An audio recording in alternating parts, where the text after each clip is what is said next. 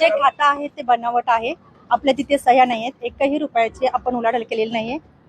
तुम्हाला कल्पना होती का समता पतसंस्थेमध्ये तुमच्या नावाची खाती कसं माहित झालं? आपल्या मीडियावरती पाहिलं आणि आम्ही आलोय. अजूनही आम्हाला कोणतीही नोटीस पोहोचलेली नाही. तुमच्या कागदपत्र पाहिली ती तुमचीच होती का बनावट होती ती? कागदपत्र बनावट आहेत. सह्या सुद्धा आपल्या बनावट आहेत. तर पुढचा तपास आपले करतात. तुमची देखील फसवणूक झाली आहे या संदर्भात अगोदरच असा गुन्हा दाखल झालाय जासूद यांच्याकडून. तुम्ही देखील दाखल करणार आहात का गुन्हा या संदर्भात? आम्ही मी सांगते, मी प्रतिभाताईची मी वकील आहे. मी ॲडव्होकेट जयश्री काळे पालवे, मी प्रतिभा चाकणकर यांची वकील आहे.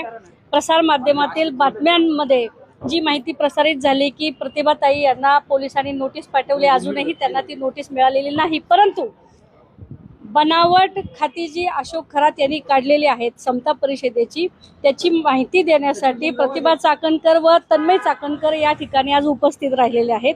त्या ठिकाणी संपूर्ण प्रकरण पाहिल्यानंतर त्यांनी असं सांगितलं की समता पतसंस्थेमध्ये आम्ही कधीही गेलेलो नव्हतो. आमचं त्या ठिकाणी जाण्याचं काहीही कारण नाही. सर्व प्रकरण पाहिल्यानंतर त्या ठिकाणी त्यांचा पत्ता चुकीचा आढळून आला.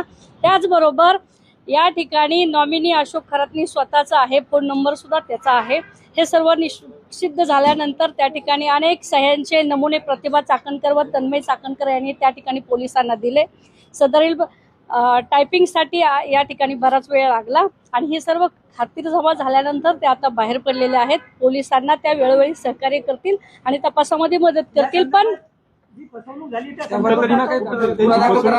अजून ह्याच्यामध्ये पोलिसांची इन्क्वायरी चालू आहे आणि त्या संदर्भात वकिलांशी आणि अजून इतर पेपर बघून आम्ही त्या संदर्भात योग्य तो निर्णय घेईल. परंतु याच्यामध्ये काही तथ्य नाही.